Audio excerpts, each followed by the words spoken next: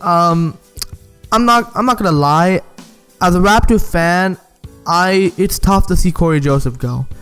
Mostly because he did a great job for this franchise. He did great. I mean, honestly, there wasn't a better backup point guard than Cory Joseph in the NBA. He's a guy who knew his role. He's a guy who came in and made an impact. Even when our starters weren't doing good, even when Kyle Lowry wasn't doing well, Kyle Lowry went down with an injury, Cory Joseph stepped up and he made an impact.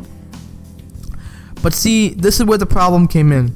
Cory Joseph was so good that he hindered the growth of the two other point guards behind him, and that's DeLon Wright and Fred VanVleet.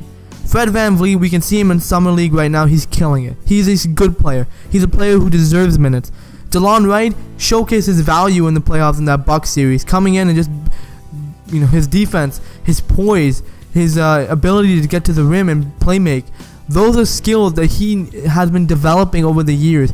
But because he was behind good players in Joseph and Lowry, he never got a chance to showcase that.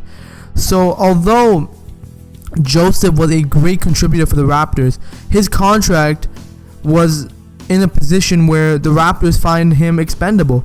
He's been put into a position because the other two guys are now rising to a point where they need the opportunity. And as hard it is to see him go, there are other holes in the roster that need to be filled right now with the departures of other free agents. So honestly, as it hurts as fans, this is the smart decision. Masai Ujiri made the right decision here, because you have to remember that Joseph at this point is expendable and you need to fill your roster first. It's the roster first and it's the people second. That's how the NBA business works out. I mean, the Raptors are still looking to make other moves. I heard today that they're interested in Boris Diaw, and I've just been discussing about Luke Mbamute.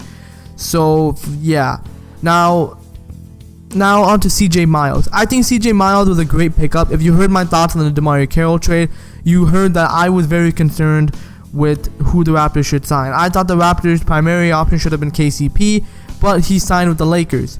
So the next best option was CJ Miles. CJ Miles, solid veteran. He's younger than Carroll. He'll be able to come in and make an immediate impact. He's a great three-point shooter. He's someone who can spread the floor for Toronto, and he can play some solid defense. So overall, signing him to a 3-year, $25 million deal, very affordable, very good for this franchise. I think it was a great move overall for the Toronto Raptors. They're getting a guy who can seriously help them and come in and step in right away and help this team out. And that's exactly who they needed, man.